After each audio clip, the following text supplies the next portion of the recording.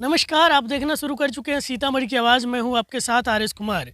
हमारे साथ अभी वो शख्स हैं जो लगातार अपने मातृभूमि के लिए, अपने राज्य के लिए, अपने देश के लिए लगातार कार्य कर रहे हैं। युवा उद्यमी भी हैं, युवा नेता भी हैं, आशुतोष शंकर सिंह जी।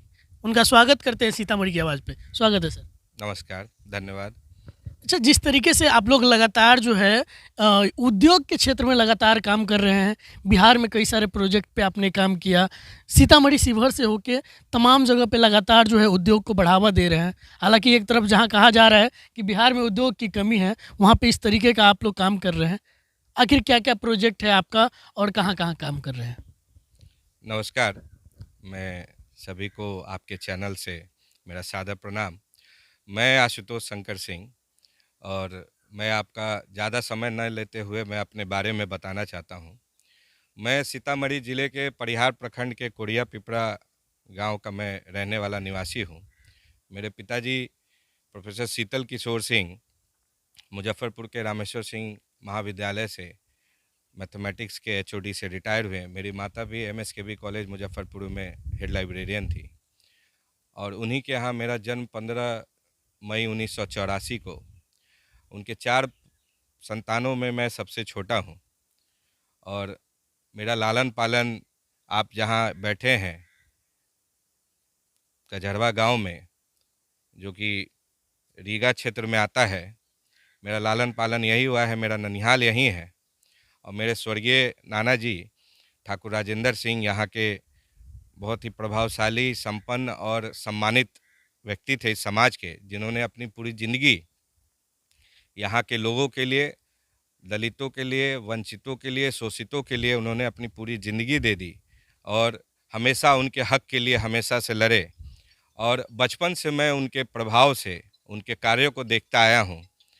तो उनसे प्रभावित होके हमेशा मुझे भी समाज के क्षेत्र में, देश के क्षेत्र में और देश के लिए काम करने का हमेशा प्रेरणा मिला। और जब मैं प्रारंभिक मेरी शिक्षा दीक्षा मुजफ्फरपुर के सनशाइन प्रिपरेटरी हाई स्कूल में हुई और उसके बाद 12th करने के बाद जो भी मैंने मुजफ्फरपुर से ही पढ़ाई की, देश के लिए मुझे मौका मिला कि मैं यूपीएससी के तहत और एसएसबी क्लियर करके राष्ट्रीय सैन्य अकादमी देहरादून में मैं गया और वहाँ पे मैं कम अवधि ही रहा, 4 साल ही मैं वहाँ रह पाया और वहाँ पे ही कार्य करते हुए वहाँ के बाद फिर मैं पूना चला गया सीएमई में, वहाँ पे ट्रेनिंग ली, वहाँ पे पढ़ाई पूरी की। उसी अवधि के दौरान मेरा एक्सीडेंट हुआ और मुझे फ़ौज से बाहर आना पड़ा। लेकिन जो जज्बा मेरे पूर्वजों ने, मेरे पुरखों ने, जो हमेशा जिनसे मुझे प्रेरणा मिली है, वो हमेशा दिल में रहा। और जब देश के लिए एक बार मैं निकल चुका था, बाहर की देश के लिए काम करना है, राज्य के लिए करना है, तो हमेशा मुझे प्रेरित करता रहा कि नहीं, कुछ ना कुछ, चलो यहाँ नहीं तो कुछ करना है। और उसके बाद मैंने फिर पॉलिटिकल साइंस से साबरमती यूनिवर्सिटी में पॉलिटिकल साइंस से ग्रेजुएट हुआ, एमबीए किया और मैं 2010 से इस इथेनॉल इंडस्ट्री में मैं आया। मेरे पार्टनर, मेरे मित्र संजय देसाई जी, जो केमिकल इंजीनियर हैं, उन्होंने इथेनॉल की कंपनी स्टार्ट की, एक्सेल इंजीनियर्स, और मैं उनके साथ जुड़ा।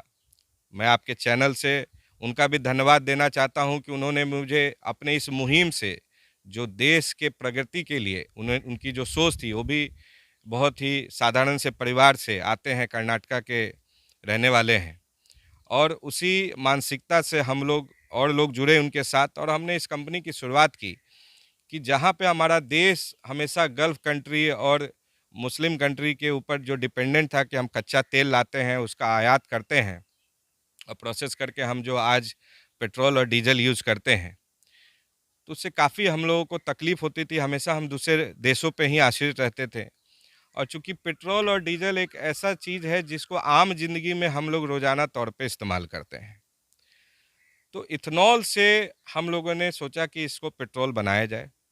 चूँकि संजय देसाई जी का केमिकल इंजीनियर थे, उनकी पूरे कार्य, उनके जो काम थे उसी क्षेत्र में, उन्होंने इथेनॉल के क्षेत्र में ही काफ़ी शोध किया, काम किया।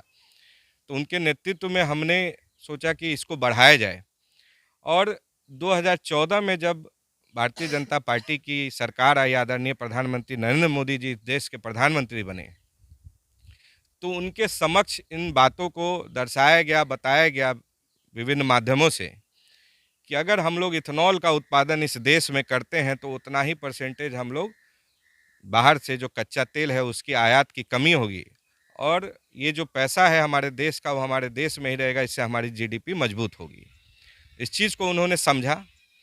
पहले इथेनॉल जो था वो हम लोग चीनी मिल में जो वेस्ट प्रोडक्ट होता है मोलासिस, उससे इथेनॉल बनाते थे, और जब एनडीए की सरकार नहीं थी उस समय उसका मूल्य था बहुत कम था। जब एनडीए की सरकार आई और आदरणीय प्रधानमंत्री जी ने कमेटी बनाई और उस कमेटी में इस चीज़ का आकलन किया गया कि अगर हम लोग इथेनॉल का प्रोडक्शन पूरे देश में प्लांट लगाते हैं तो इससे 2-3 समस्याओं का निदान होगा। उसमें सबसे पहली समस्या थी कि हम उतना तेल आयात कम करेंगे, हम अपने देश में ही इथेनॉल का प्रोडक्शन करेंगे, उत्पादन करेंगे, जिससे कि कम मूल्यों में हम लोग पेट्रोल जनता तक दे सकें और हमारी जीडीपी भी मजबूत होगी। दूसरी बात थी कि इस इथेनॉल को हमने संशोधन करके अनाज आधारित इथेनॉल प्लांट लगाने की अनुशंसा की, जिसका केंद्र सरकार ने भी आकलन करके सभी कमेटी में जांच हुई और उन लोगों ने भी उनका परमिशन दिया कि इसको अनाज आधारित हम लोग ज़्यादा से ज़्यादा इथेनॉल प्लांट पूरे देश में लगाएंगे। इथेनॉल जो है अभी हम लोग कच्चे चावल से बनाते हैं, जो चावल के टुकड़े होते हैं जिसे बोलते हैं, और दूसरा जो है वो मक्का।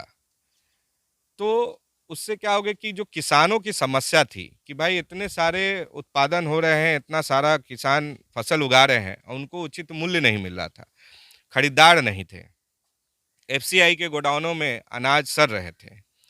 तो उसका एक विकल्प निकला कि इन अनाजों से हम लोग इथेनॉल बनाएंगे, और इथेनॉल को हम लोग अपने जो ऑयल मैन्युफैक्चरिंग कंपनी है एचपीसीएल, आईओसीएल, बीपीसीएल, उन लोगों तक देंगे। तो किसानों को भी अनाज जो उगा रहे थे उनका भी उचित मूल्य मिलने लगा, और किसान के साथ साथ उनको उतना ही, जितने भी हम लोग उद्योग लगा रहे हैं, प्लांट लगा रहे हैं, उससे रोजगार का भी सृजन हो रहा है। किसी भी देश में किसी भी सरकार के लिए, चाहे वो देश की सरकार हो, राज्य की सरकार हो, हम लोग सरकारी नौकरी उतने पैमाने पे नहीं दे सकते हैं। किसी भी राज्य, क्षेत्र, राज्य या देश का विकास तब भी होता है कि जब हम लोग उद्योग लगाते हैं, और बिहार राज्य के लिए भी ये हमेशा से रहा है कि हम लोगों को उद्योग लगाना है। सबसे बड़ी खास बात आपने कहा कि जिस तरीके से चीनी मिल का इसमें बहुत बड़ा योगदान हो सकता था। बिहार में जिस तरीके से चीनी मिल थी, कई जगह पे लोगों को रोज़गार मिलता था, जहां दर्जनों चीनी मिल हुआ करता था, अब गिन चुन के 1-2 बचे हैं।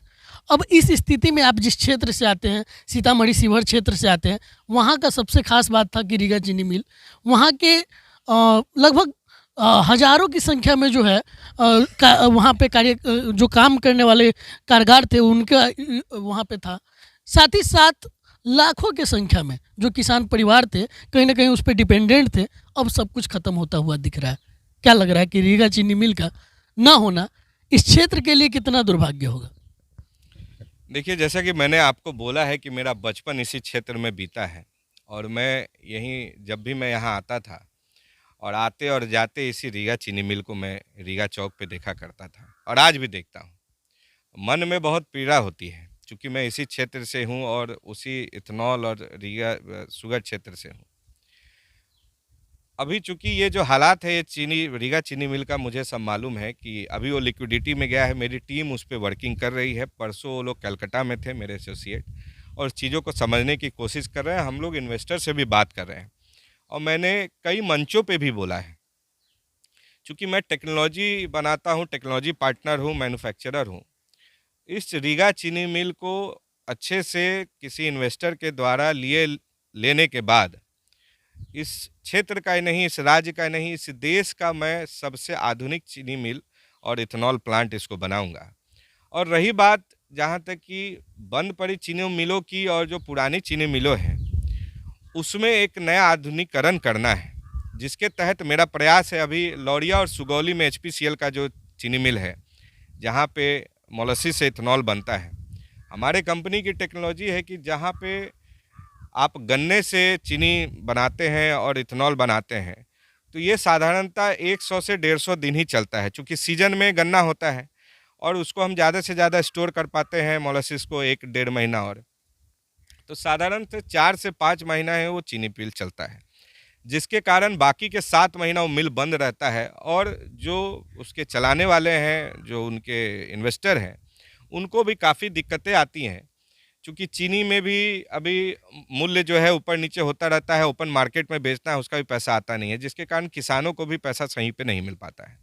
अभी हमने उसका प्रावधान लाया है कि हम लोग इसको मल्टी फीड में कन्वर्ट कर रहे हैं कि जब गन्ने का सीज़न होगा, उस समय वो लोग गन्ने से चलेगा और जैसे ही गन्ना ख़त्म हो जाएगा, तो उसको हम लोग अनाज से चलाएँगे, चूँकि अनाज तो हम लोग स्टोर करते हैं। इसी चरण में हम लोग आगे अभी लौरिया और सुगौली में दूसरे चरण में अभी हम लोग जल्द ही उसके काम की शुरुआत करने जा रहे हैं और ऐसे एक-एक चीनी मिल जो भी बिहार में हैं, उनके निवेशकों से बात कर रहे हैं, हमारी कंपनी बात कर रही है और वो लोग भी आगे बढ़ के आके इस आधुनिकीकरण को वो लोग भी एडॉप्ट कर रहे हैं। उन लोग को भी अब पता चल गया है कि नई टेक्नोलॉजी है जिसमें हम लोग मल्टी फीड करेंगे, जिससे रोज़गार भी बढ़ेगा और जो प्लांट है, वो भी 12 महीना चलेगा। तो 12 महीना चलने से उसके रख-रखाव का भी खर्चा मिलेगा, पैसा भी मिलेगा निवेशकों को सही समय पे अगर उन्होंने बैंक से कर्जा लिया है, ऋण लिया है, तो वो भी ऋणों को चुका पाएँगे।